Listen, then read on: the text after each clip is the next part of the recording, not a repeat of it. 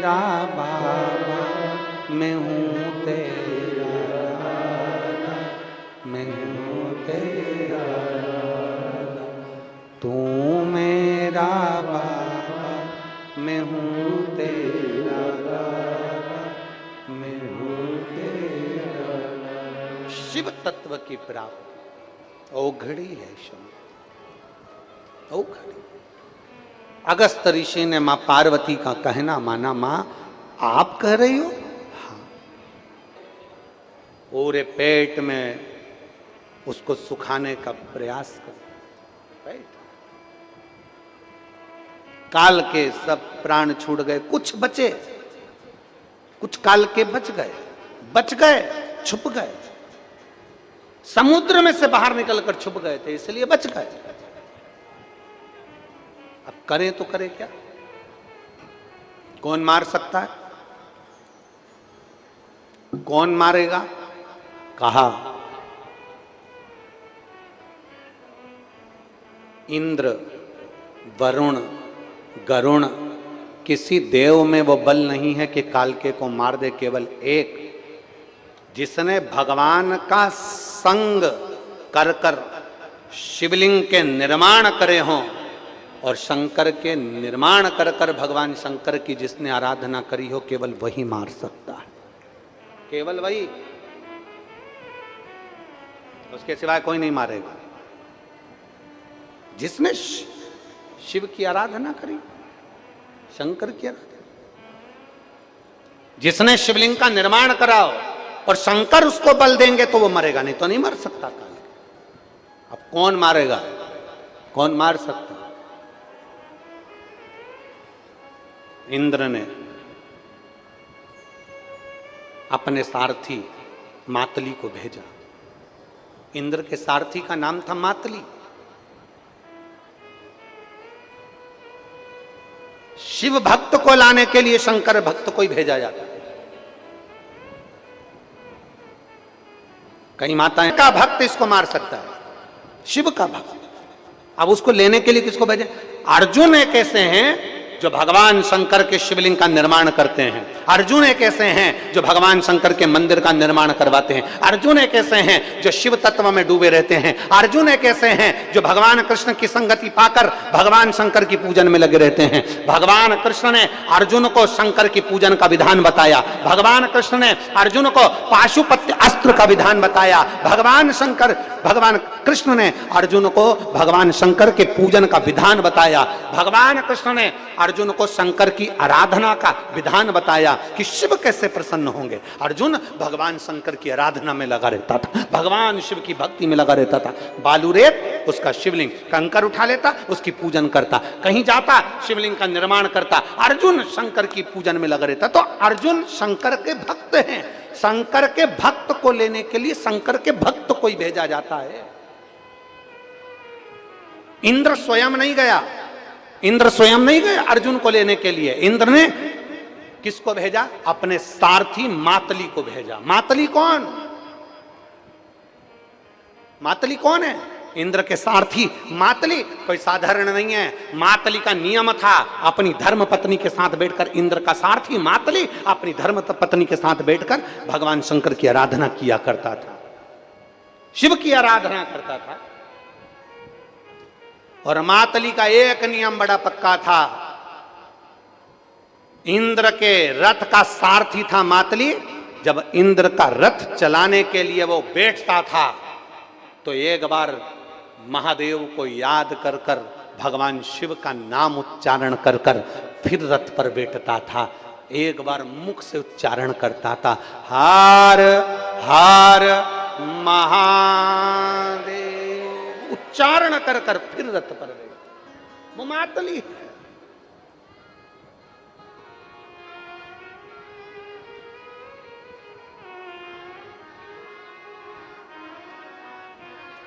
वो महात्मा और महादेव की आराधना करने वाले। शंकर का भक्त ही शंकर के भक्त को ला सकता है। किसी दूसरे की सामर्थ्यता नहीं है कि कोई लेकर आ जाए। मातली का एक नियम था, इंद्र के सारथी मातली का एक नियम था, शिव की आराधना करता था।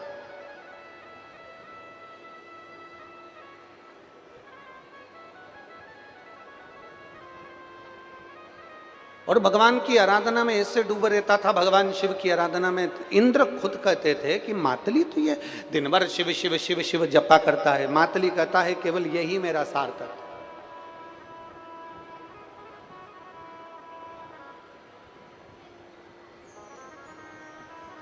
और बहुत ध्यान दीजिएगा, जो शिव नाम होठों पे अरे चढ़ गया रे, तो समझो ये जीवन सवर गया रे। शंकर का नाम यदि इन होठों पर चढ़ गया, शिव कथा इन कानों में जाकर बैठ गई, शंकर की सेवा इन हाथों से अगर हो गई, शिव के मंदिर तक अगर ये चरण चले गए और ये नेत्र शंकर के दर्शन कर लें या शिव भक्तों का दर्शन कर लें, और ये जिह्वा शंकर के नाम का उच्चारण कर ले, और ये दिल अगर शिव में लग जाए, तो फिर दुनिया में कहीं भटकना होता ही नहीं है। शिव के करीब में हम पहुंच जाए, फिर भटकना नहीं होता।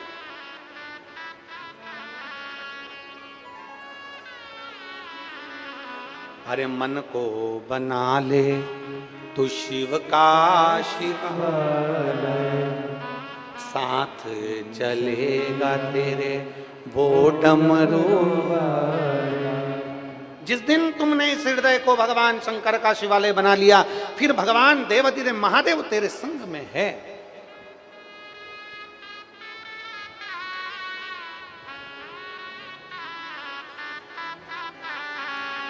आप लोग जल चढ़ाने जाते हो? सब लोग बोलो बोलो, जम के बोलो, आवाज आना चाहिए आप लोगों की। जाते हो?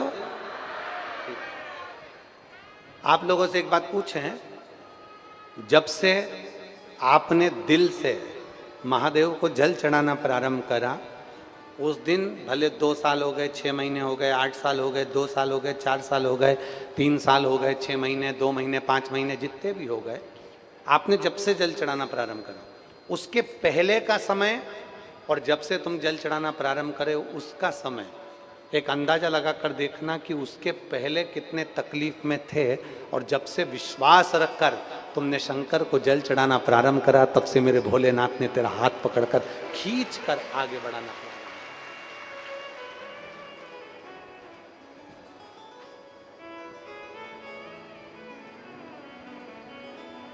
एक भरोसा, एक विश्वास, एक दृढ़ता अपने भीतर उत्पन्न करिए।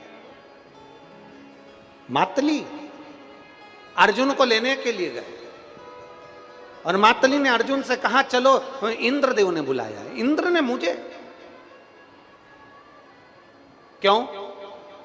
काल के असुर परेशान कर रहा है इसलिए बुलाया। चलिए, सत्य बोलने में क्या जाता है, किसके लिए बुलाया, क्यों बुलाया, काय के लिए बुलाया, चल कर देख लीजिए। चलो, मातली अर्जुन को लेकर पहुंचे। इंद्र ने हाथ जोड़कर अर्जुन से कहा कि मैं इस असुर का संहार नहीं कर सकता, पर आप कर सकते हो। अर्जुन कालके को मारने के लिए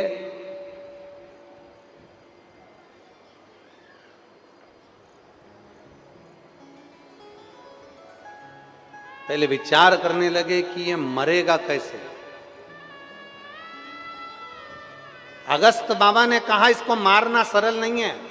इन असुरों ने विद्वान ब्राह्मण संत जोगी सन्यासी तपस्वी साधक उपासक जितने भी हैं, जितने मंत्रों का उच्चारण करते थे, जितना नाद करते थे, जितना स्मरण करते थे, उन सबके मंत्रों को इन्होंने याददाश्त भुला दिए। जितने संत साधु गुरुजन हैं, जितने तपस्वी साधक उपासक हैं, जितने सन्यासी साधु तपस्वी उपासक हैं, ये सब भगवान का जो मंत्र पढ़ते थे, भगवान को प्रकट कर लेते थे, वो मंत्र भूल गए। इसलिए इस कालके को मारना बड़ा कठिन है। जब तक यज्ञ चालू नहीं होगा, उधर यज्ञ चालू हो, अनुष्ठान चालू हो, सन्यासी तपस्वी साधक ब्राह्मण अपना अपना अनुष्ठान करें और इधर अर्जुन कालके को मार दे तो वो मर जाएगा। अब ब्राह्मण मंत्र भूल गए, ब्राह्मण वेद ध्वनि भूल गए,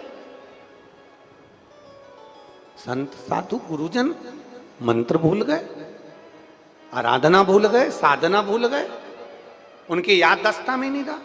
फिर करें क्या?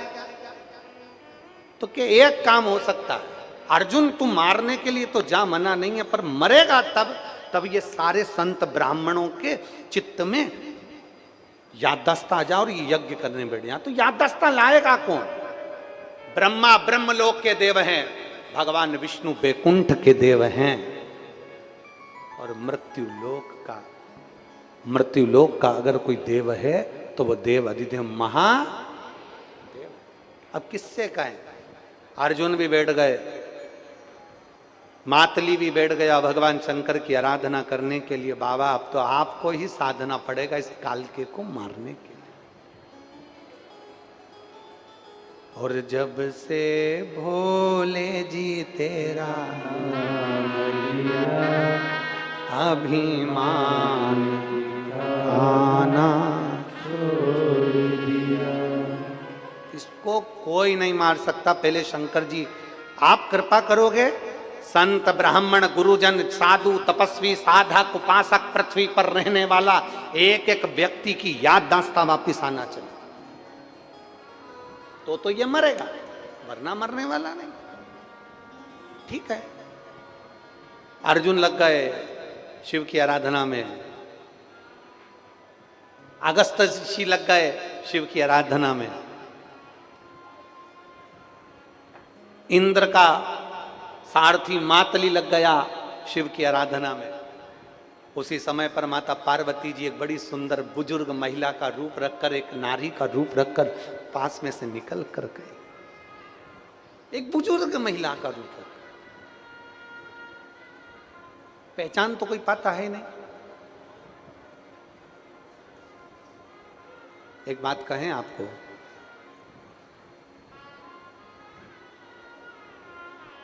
नर्मदा जी की जो परिक्रमा करते हैं, मां नर्मदा तट पर जो आते हैं, नर्मदा जी की परिक्रमा करते हैं, परिक्रमावासी जो होते हैं,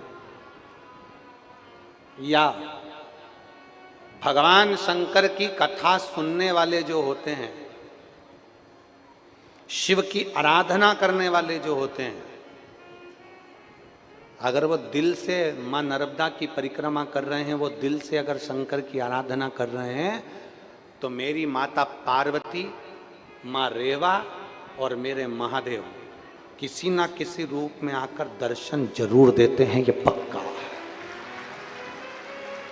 पक्का।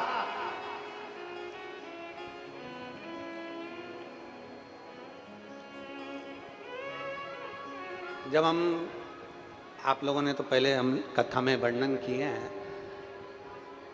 बाबा जी के पास में जब कथा हुई थी तो हमने उसमें वर्णन किया है। पहले हम 22 वर्ष के पहले, 22 साल पहले माई नर्मदा की परिक्रमा करी हमने। 20-22 साल हो गए होंगे, 22 साल की और पहले की बात।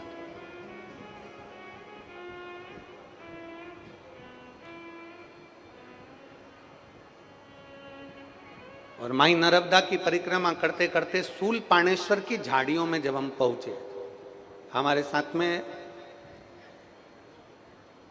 एक ग्रुप पूरा की पूरा था जो नर्मदे हर माई कृपा कर, नर्मदे हर हर महादेव बोलते बोलते परिक्रमा करते करते शूलपाणेश्वर की झाड़ियों में पहुंच गए। अब वहां पर अभी अभी तो नर्मदा परिक्रमा में ऐसा नहीं होता कि कोई सामान आपका छुड़ा लिया जाए। पहले जब हम लोग परिक्रमा करे थे उस समय पर तो वह जंगल में सब कुछ उन्होंने ले लिया था, कुछ भी नहीं रखा था, कुछ भी, केवल एक कपड़ा और आपका हाथ में जो माला झोली और पूजन का जो नर्मदा जी का जल और माँ का जल में से निकला हुआ कंकर शंकर सब ले लिया। अब जितने सारे सब साथ वाले वो सब कहे बड़ी भूख लग रही है, और अब उस समय पर 22 साल पहले की बात है, शूलपाणेश्वर की झाड़ियाँ, अब भूख बहुत तेज लग रही है और शाम का टाइम हो गया, लगभग 6:30-7 बज गई और अंधेरा भरचक होने लगा। भूख सबको लग रही, खाने का कुछ नहीं। 1.5 दिन पूरा निकल गया, अन्न का निवाला मुख में नहीं गया। नर्मदा मई का जल पी लिए, हर हर नर्मदे माँ कल्याण कर चलते, नर्मदे हर नर्मदे हर नर्मदे हर। अब उसमें कुछ ज़्यादा उम्र के भी थे तो उनको चक्कर आने लगे, बिना अब भूख लगे, भोजन नहीं, कुछ भी, क्या करा।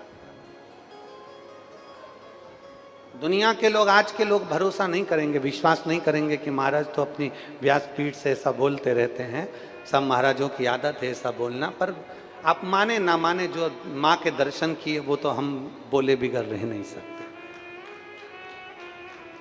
शूलपाणेश्वर का जंगल, खाने की कोई व्यवस्था नहीं, कोई बहुत दूर तक जंगल ही जंगल नजर आए, अब करे क्या। अपना शाम का जो झोली थी पूजन की उसको निकाल कर बस माला कर रहे थे।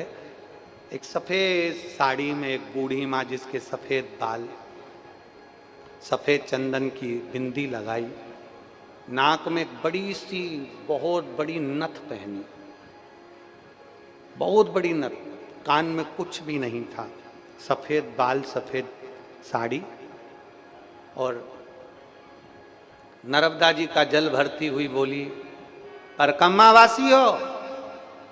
अब सब ने आवाज लगाकर कहा, हो हम नर्मदा परिक्रमा कर। कुछ खाया है?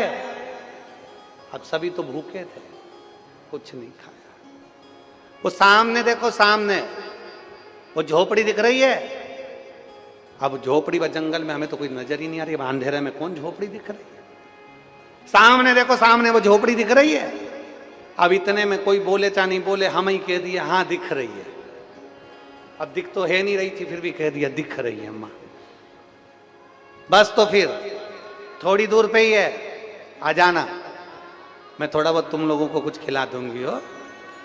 अब ये सब बोले, अपने को तो कोई झोपड़ी दिख नहीं रही और बुढ़िया चली गई। अभी इससे तो अच्छा है कि अपना रास्ता कवर करें, कहाँ इतनी दूर वहां जाएंगे। पैदल चलने वाले व्यक्ति अब इतनी दूर वहां चढ़ के जाओ, फिर उतरो, फिर अपने रास्ते पर जाओ, इससे अच्छा अपना रास्ता। भूख लग रही है, अपन तो चलो तो सरी। तो झोपड़ी तो दिखी नहीं रही, अंधेरा गुप रखा है, कहाँ झोपड़ी दिख रही। अरे नहीं दिखे, चलो तो सरी, एक बार देखें तो सरी। सब ने अपनी अपनी लाठी डंडा, 4 वृक्षों से बंधी हुई एक झोपड़ी, और झोपड़ी में बुढ़िया, और बुढ़िया ने एक छोटी सी कढ़ाई में बना रखा था मीठा दलिया, वो गेहूं की फाड़, दलिया बोलते, थूली बोलते, मीठी थूली, और बुढ़िया ने बना कर रखी। और वहां जाते से हमने आवाज लगाई, माँ माँ। अंदर से बुढ़िया बोली, बैठ जाओ, बाहर ला रही हूं, अंदर मत आना, बाहर बैठ जाओ, अंदर मत आना। हम बाहर बैठ गए, पेड़ के पत्ते बड़े बड़े, उस पे बूढ़ी माँ ने थूली डाल दी, सब ने पेट भर कर खा ली।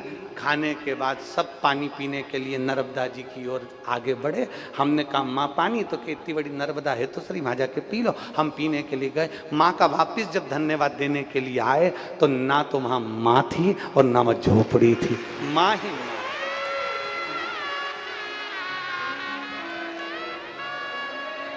दुनिया को लगता है ये बहता पानी है, दुनिया कहती है बहता पानी है, पर एक बार दिल से पुकार कर देखना, वो माई नर्मदा है। उसको दिल से, आज भी हम लोग ये कथा कहते हैं, हमारी रोंगटे पूरे खड़े हो गए। आज भी ये कथा कहो, ऐसा मन का स्मरण होता है जैसे माँ बड़ी नथ पहनकर, बड़ी सफेद बिंदी लगाकर, सफेद बाल, सफेद साड़ी, और सामने पूरे रोंगटे शरीर के खड़े हो जाते, पूरे। उसको मानो तो मैं गंगा माँ हूं, और ना मानो तो बहता पानी। आप मानो तो ठीक है, ना मानो के तो आपके ऊपर निर्भर है। जैसे शंकर की कथा, आपका विश्वास है कि बेलपत्र औषधि बनेगी तो औषधि बनेगी। आपने सोच लिया कि शंकर पर चढ़ा हुआ जल औषधि है तो औषधि बनेगा। आपने सोच लिया कि रुद्राक्ष का जल औषधि है तो औषधि बनेगा। निश्चित है।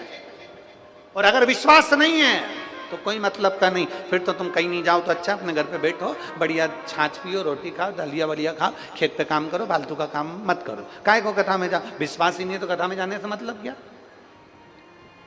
क्या मतलब का? भरोसा है तो भगवान है, और भरोसा नहीं, मानो तो मैं गंगा माँ हूं और ना मानो तो बहता पानी। मानो तो माई नर्मदे हार, और ना मानो तो वो तो बह रही है, अविरल चल रही है, पानी बहता जा रहा है, लोगों को जल के रूप में दिख रही है, चलती जा रही। आप मानोगे तो वो माँ है, ना मानो